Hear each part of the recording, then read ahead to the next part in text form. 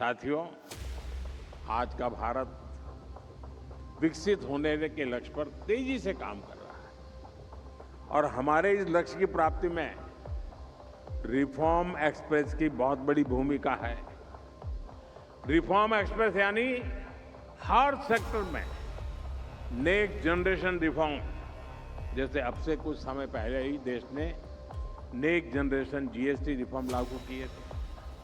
हर sector पर इसका अच्छा असर दिखा। विशेष रूप से हमारे एमएसएमईज को बहुत फायदा हो रहा है। रिफॉर्म एक्सप्रेस पर सवार भारत ने बहुत बड़ा रिफॉर्म इंश्योरेंस सेक्टर में किया गया है। भारत ने इंश्योरेंस सेक्टर में 100% एफडीआई को मंजूरी दे दी है। इससे देशवासियों को 100% बीमा कवरेज देने के अभियान को गति मिलेगी। इसी तरह करीब 6 दशक के बाद इनकम टैक्स कानून को आधुनिक किया गया है। इससे करोड़ों टैक्स पेयर्स को फायदा होगा। भारत ने ऐतिहासिक लेबर रिफॉर्म्स को भी लागू कर दिया। इससे वेजेज, सोशल सिक्योरिटी और इंडस्ट्री तीनों को एक यूनिफाइड फ्रेमवर्क मिला है। यानी श्रमिक हो या फिर इंडस्ट्री, सभी का इससे फायदा है।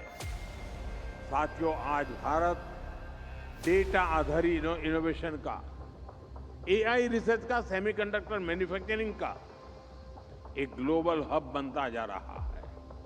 यानी भारत की पावर डिमांड लगातार बढ़ रही है। भारत को एश्योर्ड एनर्जी की बहुत जरूरत है और इसका बहुत बड़ा माध्यम न्यूक्लियर पावर है।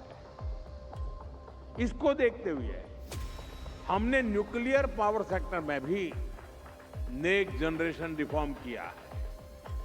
भारत ने पिछले संसद के सत्र में शांति एक्ट के जरिए सिविल न्यूक्लियर एनर्जी को प्राइवेट पार्टनरशिप के लिए ओपन कर दिया। ये इन्वेस्टर्स के लिए बहुत बड़ा अवसर है।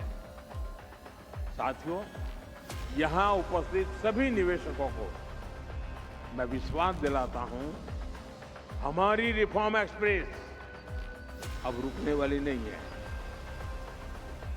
भारत की रिफॉर्म जर्नी इंस्टीट्यूशनल ट्रांसफॉर्मेशन की दिशा में बढ़ चुकी है।